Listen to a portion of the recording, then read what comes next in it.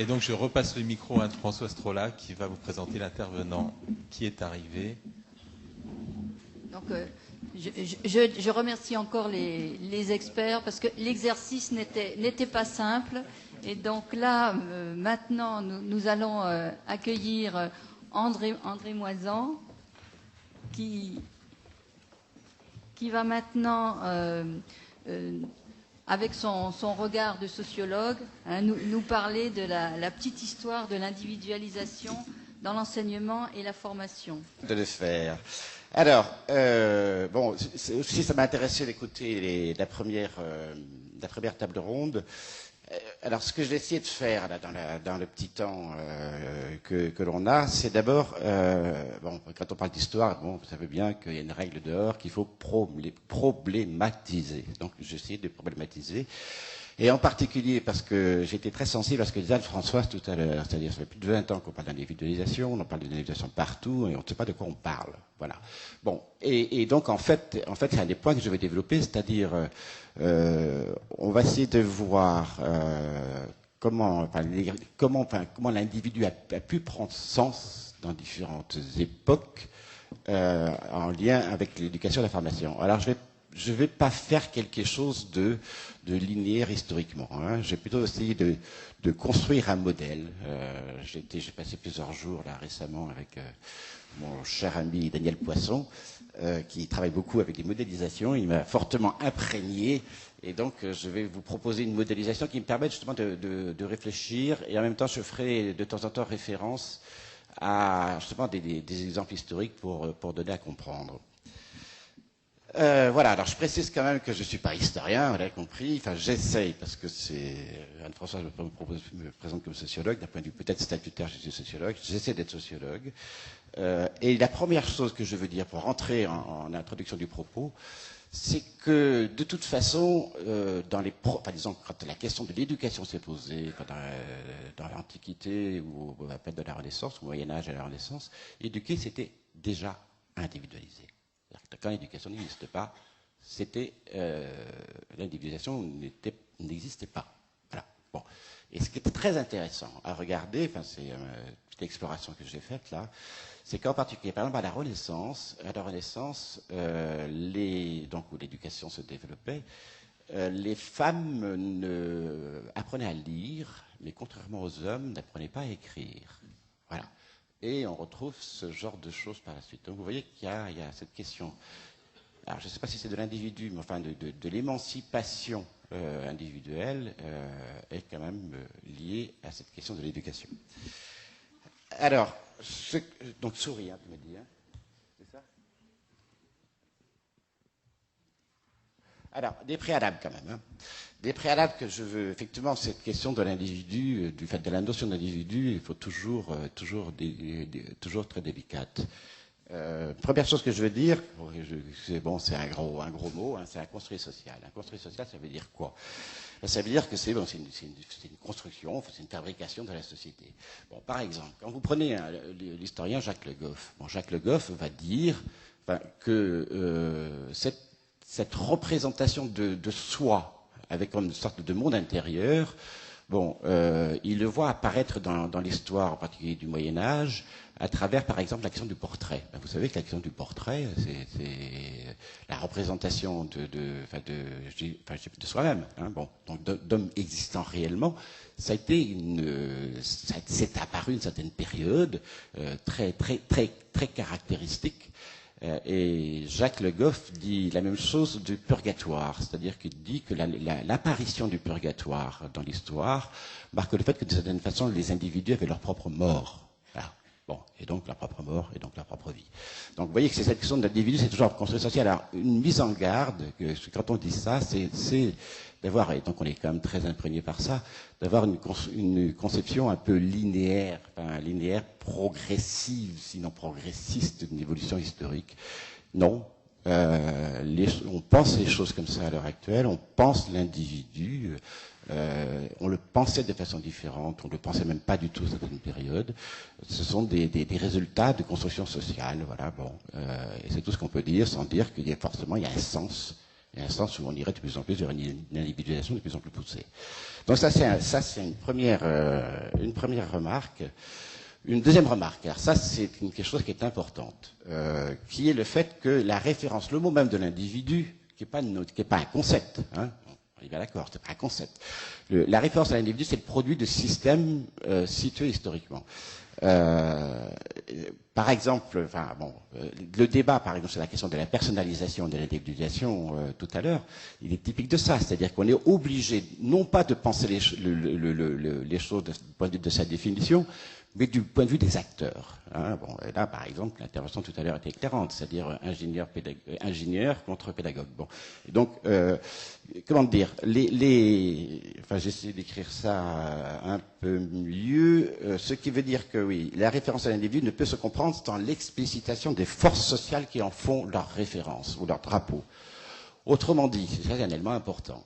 Ce ne sont pas les définitions théoriques qui construisent les acteurs, mais ce sont les acteurs qui vont s'emparer des notions pour faire valoir leur stratégie et leur logique d'action.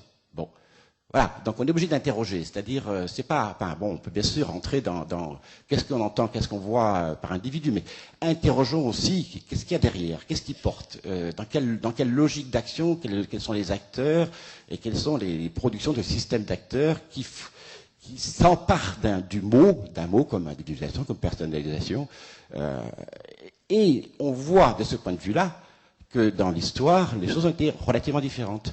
Par exemple, tout à l'heure, quelqu'un faisait référence à l'école de nos campagnes. Il faut savoir que dans les années 1830, là je reprends Jean Hébrard, qui a écrit un très bon article qui est dans le livre L'individualisation en question.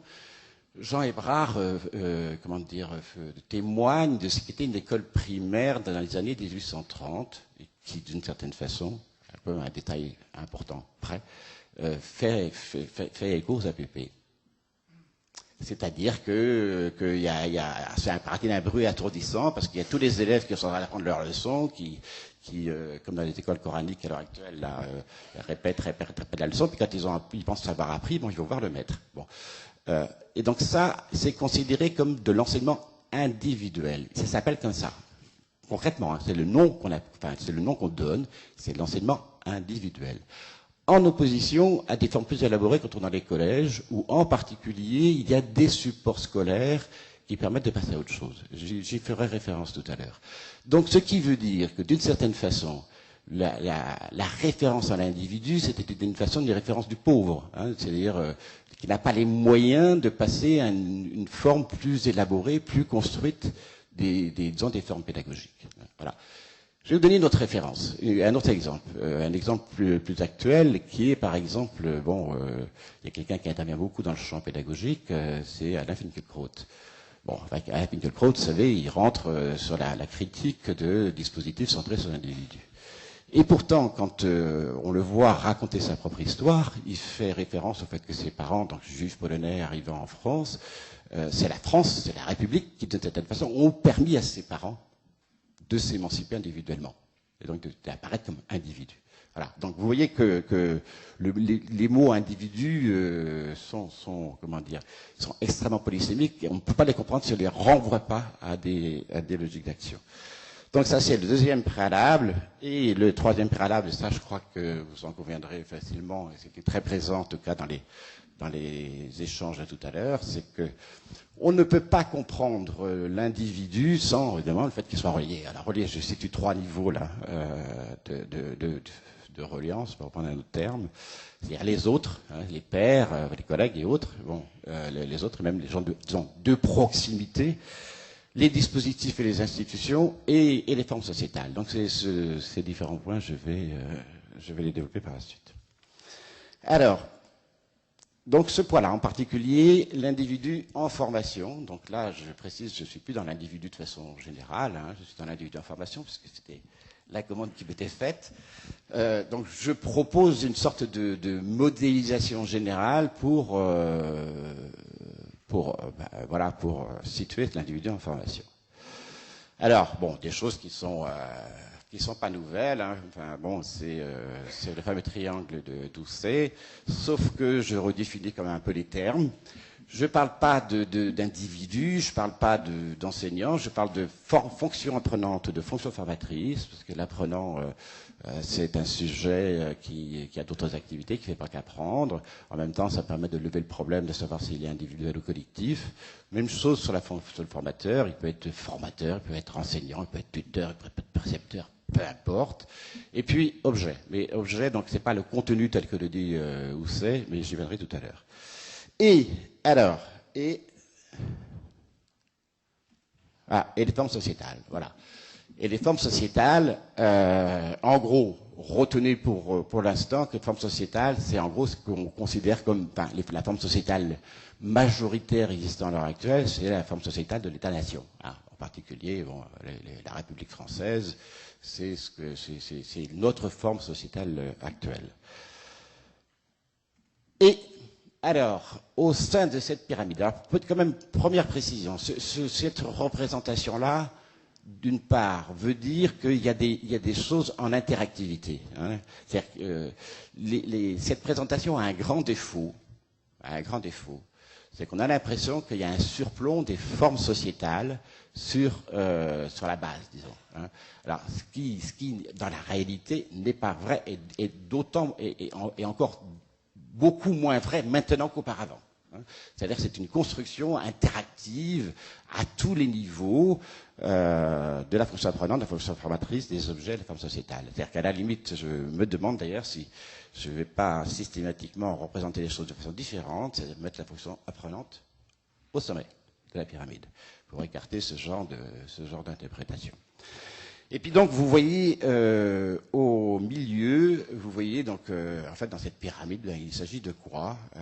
Qu'est-ce qui se joue dans cette pyramide? Bon, c'est donc, j'utilise le terme de régulation, et donc là, je fais référence à la théorie de la régulation sociale, qui en gros énonce très rapidement le fait que ce qui règle la vie sociale, justement, ce sont les règles et la production des règles. Voilà. Bon, alors, très concrètement, quand on est dans la question de la formation, vous allez voir, ça va prendre une forme un peu plus concrète que ces énoncés abstraits. Pour l'instant, en tout cas, j'énonce 5 idéotypes, enfin 5 types, si vous voulez, de régulation dans le domaine de la formation. Bon, il y a la régulation de type administré. Voilà, bon, dans lequel l'éducation nationale, en tout cas dans sa forme passée, avec ses directions générales, ses inspecteurs, enfin bon bref, donc est une des formes manifestes, si vous voulez. Hein, donc, régulation de type administré. Il y a la régulation de type marché, hein, de type marché, y compris dans le marché scolaire, ce qui se développe beaucoup. Donc, il met en regard un demandeur, un consommateur de formation et un offreur de formation. Il y a une régulation de type professionnel. Et je pense que l'université s'y rapproche, en particulier le fait que le maître d'œuvre et le maître d'ouvrage, d'une certaine façon, dans l'université, tentent à se confondre par les enseignants-chercheurs. Il y a la régulation de type négocié qui est en particulier dans le milieu de la formation continue. Hein, en particulier, c'est un secteur qui est très fortement régulé par les négociations entre partenaires sociaux et les fameux ANI, c'est-à-dire accords nationaux interprofessionnels. Donc voilà, c'est une régulation de type négocié. Et puis le dernier que j'énonce, qui est la régulation de type réseau. Bon, donc, vous voyez, je fais référence très concrètement à une forme novatrice, hein, qui est un réseau AVP. Voilà. Bon, tout ça n'est pas encore bien construit, si vous voulez, mais bon, je pense qu'il y a des types de régulation qui se construisent, hein, dans cette pyramide. Et puis le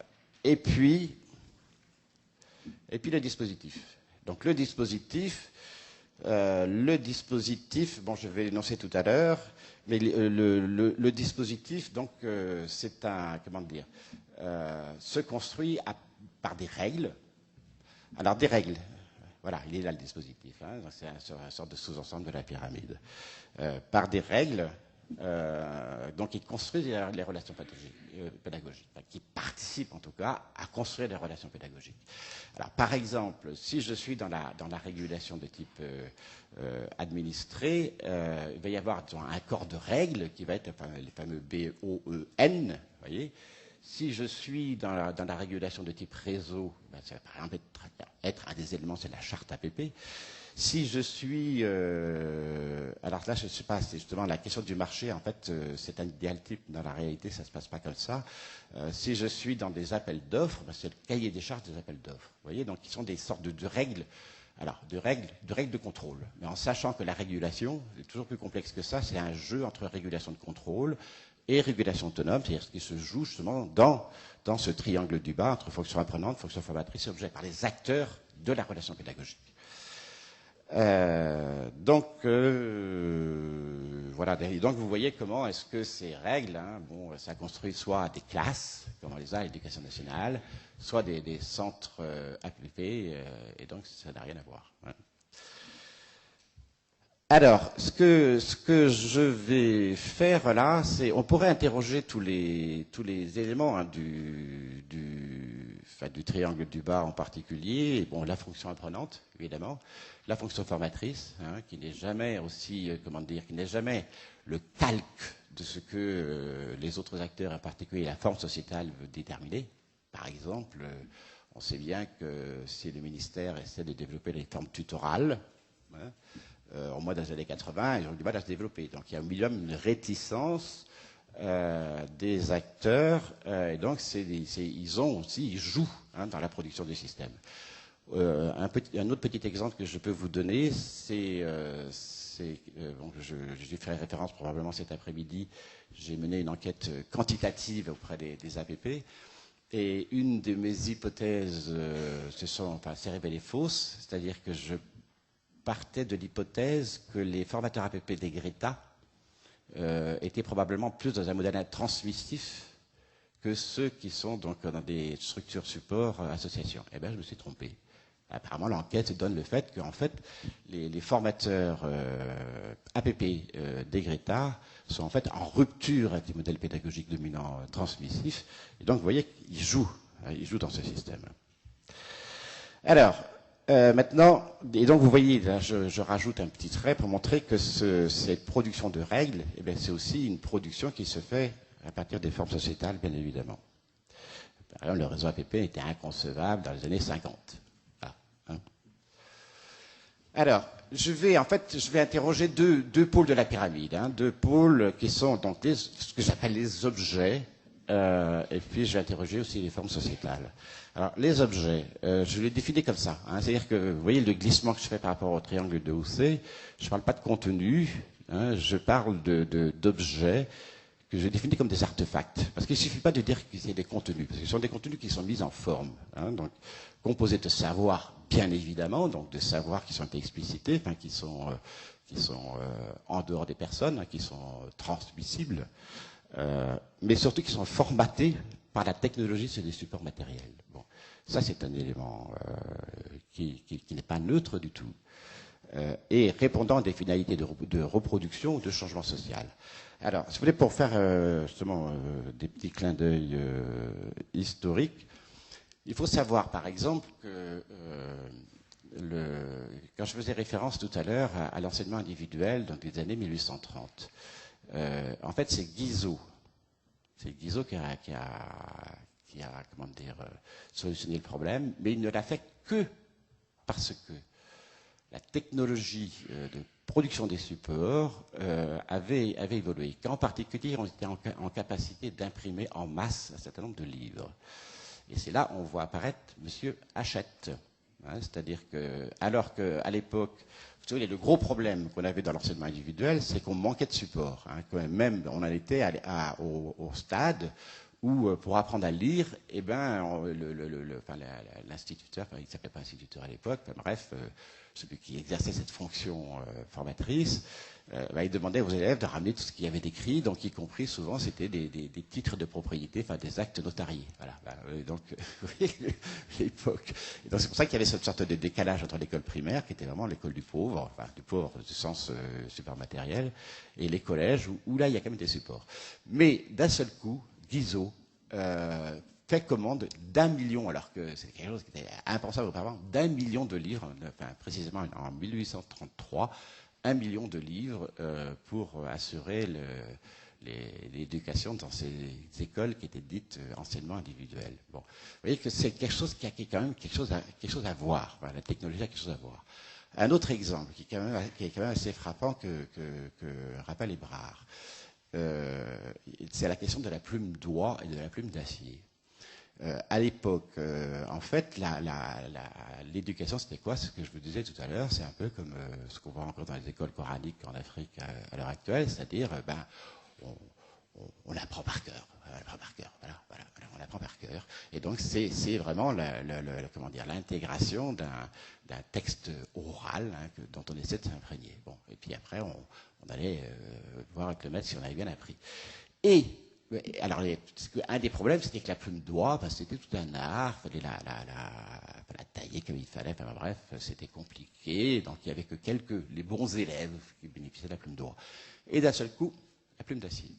Et à partir de là, qu'est-ce qu'on va voir? Eh ben, mais ça va prendre du temps, c'est-à-dire qu'en gros, les plumes d'acier, ça apparaît par les 1850, mais il faut attendre 1923, je crois, ou 28, je ne sais plus très bien, où la pédagogie même est instituée de façon différente, c'est-à-dire par des exercices. C'est-à-dire que l'éducation, c'est plus uniquement, comme je vous disais tout à l'heure, mais c'est en même temps faire des exercices. Bon. Et donc vous voyez que là, le rôle, la place de la fonction apprenante n'est pas tout à fait la même. Et donc Hébrard va dire, la fonction écrite permet à l'individu de se construire encore plus. Et qu'en particulier, dans cette relation entre le maître et l'élève, il y a une relation de plus en plus individualisée. Pensez par exemple à la rédaction ou à la narration, et avec les écritures en rouge là, du professeur qui va essayer de faire des remarques adaptées à l'élève. Bon. Donc vous voyez que c'est comme ça, c'est quand même intéressant. Alors évidemment, on peut poursuivre le raisonnement. On a fait référence ce matin à l'enseignement programmé. L'enseignement programmé, c'était à une époque bien déterminée. C'était aussi au moment où les nouvelles technologies, l'informatique, c'était une informatique de gros ordinateurs, de masse, qui essayaient de standardiser. Alors que, maintenant, les nouvelles technologies ne sont plus tout à fait ça. On est dans l'hypertexte, on est dans le multimédia. Donc vous voyez que c'est comment dire, c'est pour ça que je parle d'objet. Ce formatage est lié à une technologie. Et quand je parle de technologie, je fais référence aussi bien à la technologie plume d'oie, plume d'acier, technologie informatique, aussi de l'ingénierie pédagogique. Ça fait partie de la technologie de façon globale. Alors, répondant à des finalités de reproduction du changement social, donc ça, évidemment, c'est en écho aussi. C'est-à-dire qu'on sait bien que les inventions, il ne suffit pas d'avoir une très bonne idée. Si le contexte n'y est pas, si les acteurs ne sont pas là, cette invention, elle restera lettre morte. Bon, mais par exemple, moi, ce qui me surprend, c'est un raccourci rapide que je fais, d'une certaine façon, Guizot a mis en œuvre ce que voulait Condorcet. Alors que bon, on sait quand même que Condorcet et Guizot, c'était quand même pas tout à fait les mêmes pensées, les mêmes idéologies. Voilà. Et en sachant que Condorcet, c'était bien le changement social. Donc vous voyez, en gros là, l'idée c'est quand même de dire qu'on ne peut pas ignorer l'aspect technologie. Alors maintenant, l'individu et les formes sociétales. Alors, je ne sais pas combien de temps il me reste là pour me... Oh, ça va, on va laisser la place au débat alors. Oui, on va laisser la place au débat. Alors, bien évidemment, les formes sociétales ont aussi à voir avec cette question de l'individu, de l'individualisation. Donc je vous ai dit en gros, hein, pour faire vite, forme sociétale, la République française ou les États-Unis, enfin cette forme d'État États-Unis peut faire référence à ce que j'appelle forme sociétale. Alors, 3 caractéristiques. Elles sont d'abord historiques et nationales. Vous me paraît très évident. Mais, et encore. Historique, bon, vous avez bien vu par exemple que, comment dire, les choses, ne serait-ce qu'en France, hein, les petits éléments que je vous ai donnés là tout à l'heure, permettent de voir que les choses se sont construites différemment. Hein, et on pourrait d'ailleurs faire un petit clin d'œil à 68 et aux suites et de voir comment est-ce que, historiquement, cette question de l'individu a évolué. National. Alors, national, c'est vrai que c'est aussi l'individu tel qu'on le voit en Allemagne, hein, par exemple, ou tel qu'on le voit aux États-Unis, c'est pas la même chose. L'Allemagne, ça a toujours été, l'individu a toujours été j'allais dire, enquisté dans une communauté. À l'inverse, pour faire l'opposition, les États-Unis, ou si vous voulez, si on compare les États-Unis et la France, par rapport à la relation à l'État, l'État, les institutions en France ont été vues en partie comme, comment dire, devant participer à l'émancipation des individus. Voilà. Hein. C'est le projet de la Révolution, projet de la République, Jules Ferry et autres. Et donc les institutions ont toujours été soit pour protéger, soit enfin, toujours, en partie en tout cas, des appuis pour l'émancipation.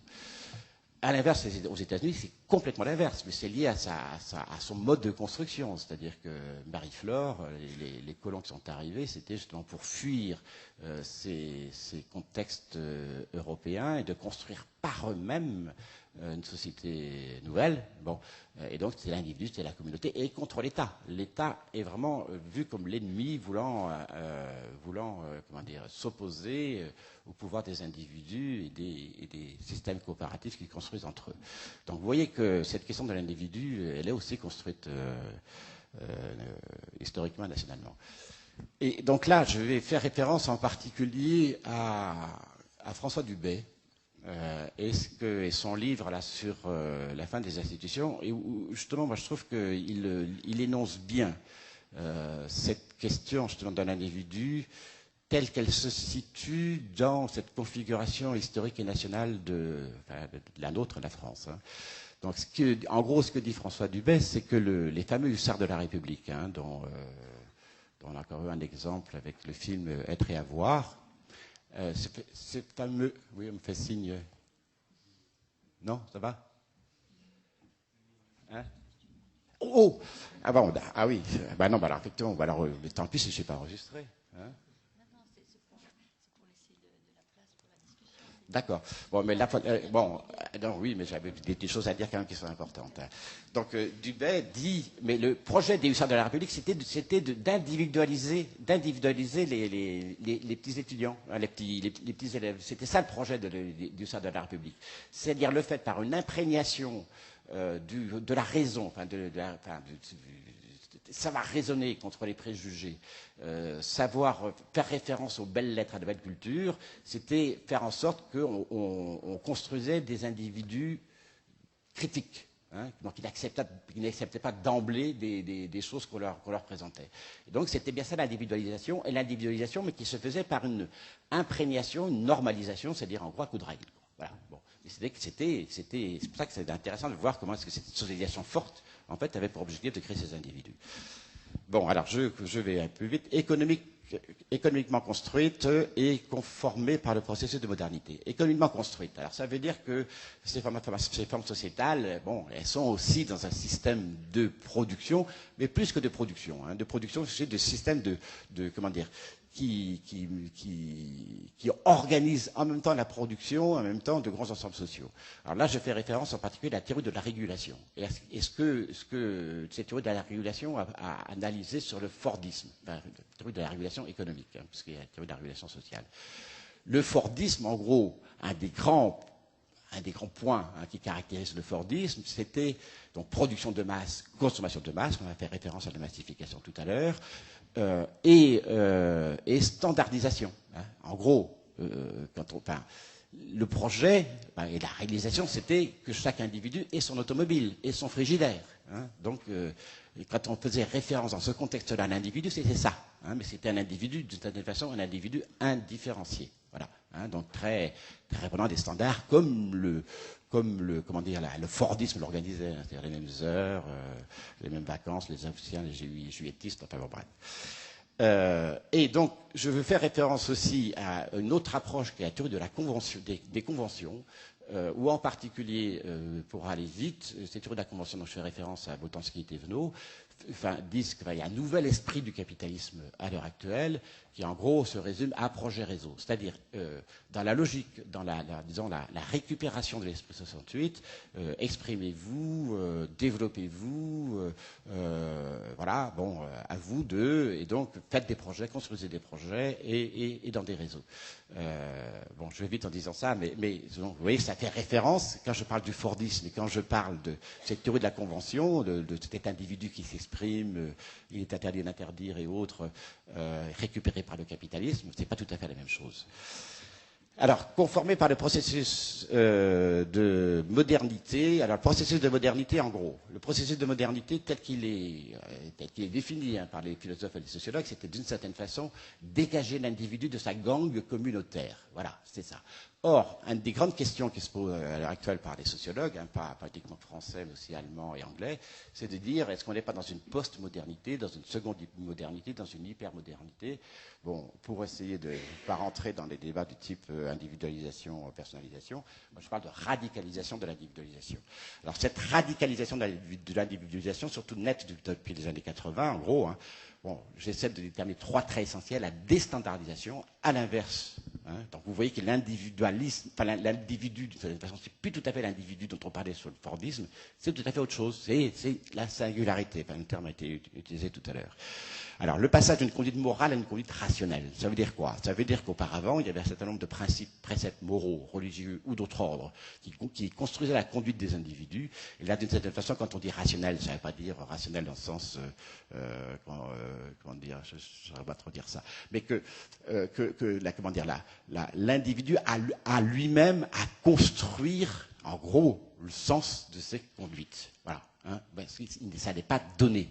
Ça n'est pas donné comme ça pouvait l'être auparavant. Et puis, bon, des choses que vous, sans doute, ça vous dit quelque chose, renvoie à l'individu d'avoir construit sa propre vie dans un contexte de montée de l'incertitude, mais je dirais même de précarité. Et la précarité, c'est pas uniquement économique. C'est Giddens qui parle de ça, donc Giddens, qui est un sociologue anglais, parle de l'incertitude ontologique. Voilà. D'où, par exemple, après les livres d'Ehrenberg sur l'individu, je m'échappe là, comment? La fatigue d'être soi, voilà. Bien, j'ai accéléré là dans les derniers moments pour tenir compte des contraintes techniques, mais bien sûr, je suis ouvert aux questions.